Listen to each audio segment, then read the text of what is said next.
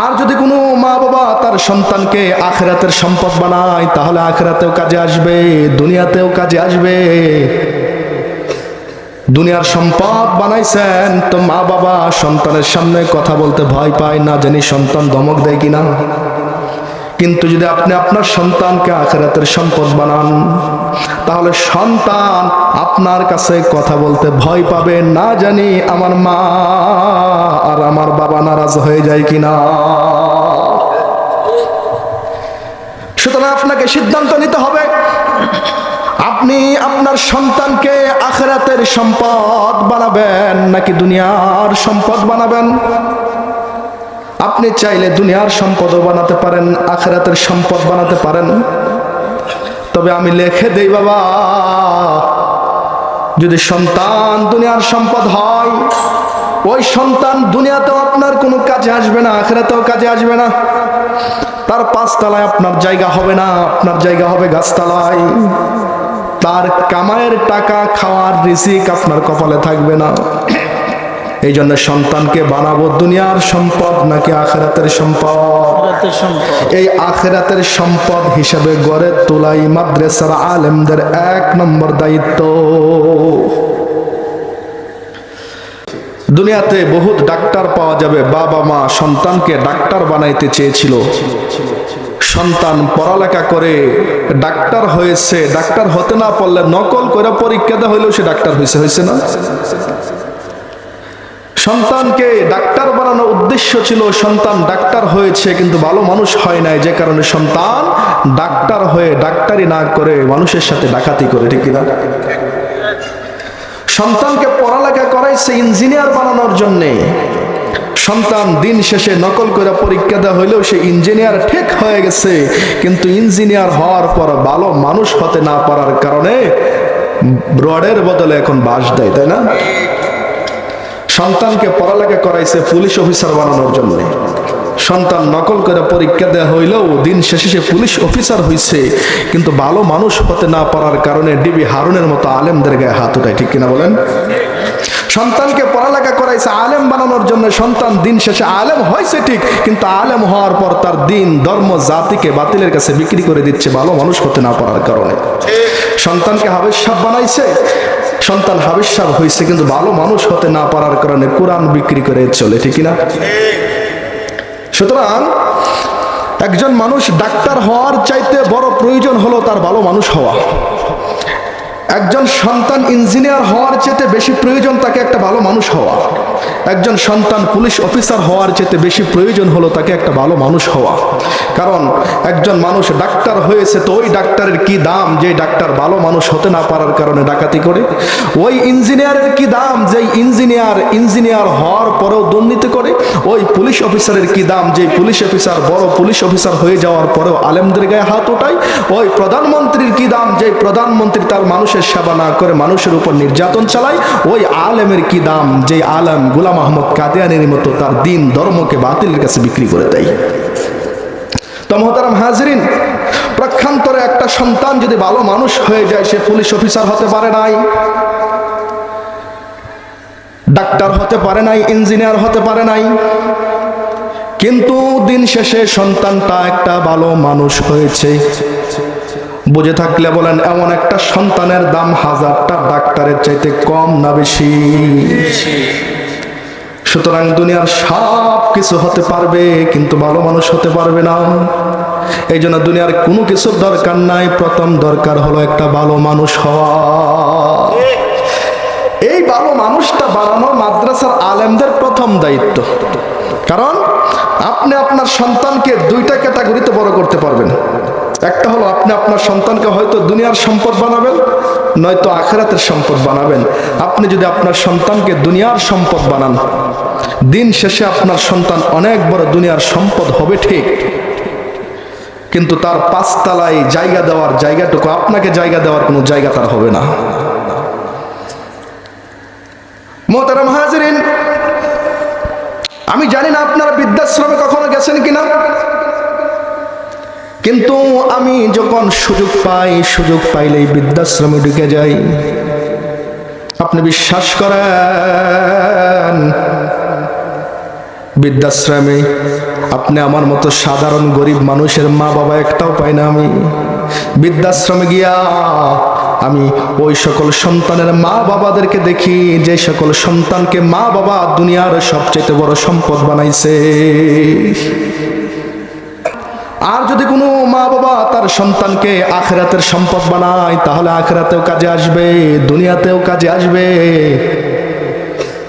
দুনিয়ার সম্পদ বানাইছেন তো মা বাবা সন্তানের সামনে কথা বলতে ভয় পায়, না জানি সন্তান ধমক দেয় কিনা। কিন্তু যদি আপনি আপনার সন্তানকে আখিরাতের সম্পদ বানান, তাহলে সন্তান আপনার কাছে কথা বলতে ভয় পাবে, না জানি আমার মা আর আমার বাবা নারাজ হয়ে যায় কিনা। সুতরাং আপনাকে সিদ্ধান্ত নিতে হবে, আপনি আপনার সন্তানকে আখিরাতের সম্পদ বানাবেন নাকি দুনিয়ার সম্পদ বানাবেন। আপনি চাইলে দুনিয়ার সম্পদও বানাতে পারেন, আখিরাতের সম্পদ বানাতে পারেন। তবে আমি লিখে দেই বাবা, যদি সন্তান দুনিয়ার সম্পদ হয়, ওই সন্তান দুনিয়াতেও আপনার কোনো কাজে আসবে না, আখিরাতেও কাজে আসবে না। তার পাঁচতলায় আপনার জায়গা হবে না, আপনার জায়গা হবে গাছতলায়। তার কামাইয়ের টাকা খাওয়ার রিজিক আপনার কপালে থাকবে না। এই জন্য সন্তানকে বানাবো দুনিয়ার সম্পদ নাকি আখিরাতের সম্পদ। এই আখিরাতের সম্পদ হিসাবে গড়ে তোলাই মাদ্রাসার আলেমদের 1 নম্বর দায়িত্ব। আমাদের একজন বুজুর্গ ছিলেন, নাম হলো হযরত বাইজিদ বুস্তামি রাহিমাহুল্লাহ। নাম শুনছেন সবাই? তিনি যখন ছোট্ট মাসুম বাচ্চা, 5-7 বছর বয়স, এমন সময় মা তার সন্তান কিনে মাদ্রাসায় গেছে, হুজুরের কাছে দেয়া গেছে। মাদ্রাসায় গিয়া হুজুরকে বলে, হুজুর আমি আমার জীবনের ঝুঁকি নিয়ে সন্তানকে জন্ম দিয়েছি। একজন মা যখন তার সন্তানকে জন্ম দেয়, তার চাইতে ঝুঁকি দুনিয়াতে আর কিছু নাই। ডাক্তার সাহেব পাশে বসা আছেন। আজকের সায়েন্স বলে মানুষের শারীরিক কষ্ট যদি 47 ডিগ্রি অতিক্রম করে মানুষটা মারা যায়। কিন্তু একজন মা যখন তার সন্তানকে জন্ম দেয়, তখন মায়ের শারীরিক কষ্টের ডিগ্রি 60 ডিগ্রি অতিক্রম করে। 47 ডিগ্রি কষ্ট অতিক্রম করলে মা মারা যায়, মানুষ মারা যায়। কিন্তু একজন মা তার সন্তান জন্ম দেওয়ার সময় তার কষ্টটা 60 ডিগ্রি অতিক্রম করে। একজন মা জীবনের ঝুঁকি নিয়ে সন্তান জন্ম দেয়। হুজুর আমি আমার সন্তানকে জীবনের ঝুঁকি নিয়ে জন্ম দিয়েছি, দুনিয়ার কোনো সম্পদ বানানোর জন্য নয়। আমি আমার সন্তানকে জন্ম দিয়েছি আখিরাতের সম্পদ বানানোর জন্য। সুতরাং হুজুর যতদিন পর্যন্ত কোরআন হাদিসের জ্ঞান শিক্ষা করার মাধ্যমে আমার সন্তান পরিপূর্ণ আখিরাতের সম্পদ হিসাবে প্রতিষ্ঠিত না হবে, ততদিন পর্যন্ত আমার সন্তান যেন আমার সামনে না যায়। হুজুরের কাছে সন্তানকে দিয়ে আসছে। এই যে 5 বছর 7 বছরের ছোট মাসুম বাচ্চা, সে তো মায়ের কথা বোঝে না। সে মা যখন চলে যায় সন্তান কাঁদে, সন্তানের বিরহ ব্যথায় মাও কাঁদে, সন্তানও কাঁদে, মাও কাঁদে। এই আলোচনা যখন আমি পড়েছি তখন বুঝি নাই। আমরা দেখেছি, আমরা যখন ছোট ছিলাম, আমার বাবা আমার চাইতে আরো অন্তত 8 আঙ্গুল উঁচা। আমার বডি যতটুক, আমার সাথে ডাবল বডি আমার বাবার। মুখে একেবারে চাপদারি, সিংহের মতো দেখা যায়। উনি যদি এখনো চিল্লান দেয়, তাহলে মনে করেন যে মোটামুটি এত দূর থেকে শোনা যাবে, যত দূর থেকে শোনা কল্পনা করা যায় না। ভয়ঙ্কর এক লোক ছিল। আমি কত নেতা নেত্রীদেরকে দেখেছি আমার বাবার সামনে গিয়ে সিলিন্ডার করে বসে থাকতে। জীবনে কখনো এই লোকটাকে আমি কাঁদতে দেখি নাই। আপনাদের এলাকায় সন্তান যখন কাঁদে, তখন মা বাবা কি করে ঘুম পাড়ায়? এই ভাগ আইতেছে, শিয়াল আইতেছে, তাড়াতাড়ি ঘুমা। সন্তান ভাগ শিয়ালের কথা শুই না কান্না বন্ধ করে দেয়। কিন্তু আমাদের এলাকায় এখন পর্যন্ত আমাদের এলাকার মায়েরা তার সন্তানকে ঘুম পাড়ায় আমার বাবার নাম কয়া কয়, কাসেম আইতেছে, তাড়াতাড়ি ঘুমা। আমার আব্বার নাম কাসেম। তো মহিলারা তার সন্তানকে কান্না বন্ধ করে কি বইলা, এই কাসেম আইতেছে, তাড়াতাড়ি ঘুমা। তো তো কত মজবুত মানুষ। আমার বাবাকে আমি জীবনে কোনোদিন কাঁদতে দেখি নাই, কিন্তু আমি একটা সময় শুধু আমার বাবার চোখে পানি দেখেছি।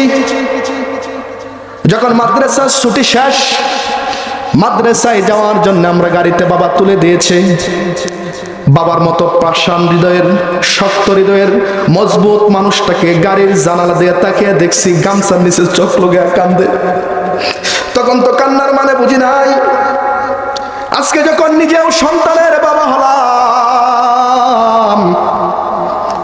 আর কলিজার টুকরা সন্তানটাকে মাদ্রাসায় রেখে দুনিয়ার জেলখানা হেফসখানায় রেখে আসি, তখন দরজার ওই পার থেকে সন্তান কাঁদে। মাদ্রাসা থেকে বাড়িতে আসা পর্যন্ত গোটা রাস্তা আমি বাবাও কাঁদি। তো বাইজিদ বুস্তামিকে রেখে মা চলে আসতেছে, মাও কাঁদে, সন্তানও কাঁদে। 1 মাস চলে যায়, 2 মাস চলে যায়, 3 মাস চলে যায়, মাও যায় না, সন্তানও যায় না। ছোট্ট মানুষ মাকে না দেখে আর কয়দিনই থাকতে পারে। হুজুরের কাছে গিয়ে বায়না ধরছে, হুজুর আপনি আমাকে একটা দিনের জন্য ছুটি দেন, আমি আমার মায়ের মথুমাখা চেহারাটা দেখে চলে আসুন। হুজুর বলে, না না না, তোমার মা নিষেধ করেছে, যাওয়া যাবে না। কিন্তু ছোট্ট মানুষ বোঝে না, হুজুরের কাছে বায়না ধরে, আবার বায়না ধরে, হুজুর না করে, আবার বায়না ধরে, হুজুর না করে, আবার বায়না ধরে। দিন শেষে হুজুর বললেন, ঠিক আছে, তুমি যদি এতটুক পড়া আমাকে মুখস্থ শোনাইতে পারো, তোমাকে ছুটি দেবো একদিনের জন্য।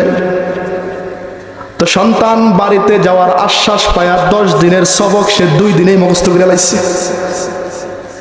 হুজুরের কাছে এসে কই, হুজুর আপনি কথা দিয়েছেন এই পড়াটুকু মুখস্থ করলে ছুটি দেবেন, আমি তো পড়া মুখস্থ করছি, ছুটি দেন। হুজুর নিরুপায়, ঠিক আছে যাও, মায়ের চেহারা দেখে চলে আইসো। সম্মানিত হাজিরিন, একজন সন্তানকে আখিরাতের সম্পদ বানানোর জন্য একজন মাকে কতটা মজবুত হতে হয় শুনেন। আজকে তো আমার মায়েরা সন্তানকে আঁচলের নিচে ঘুম পাড়ায় রাখে, ঠান্ডা, এখন মাদ্রাসায় যাওয়া যাবে না।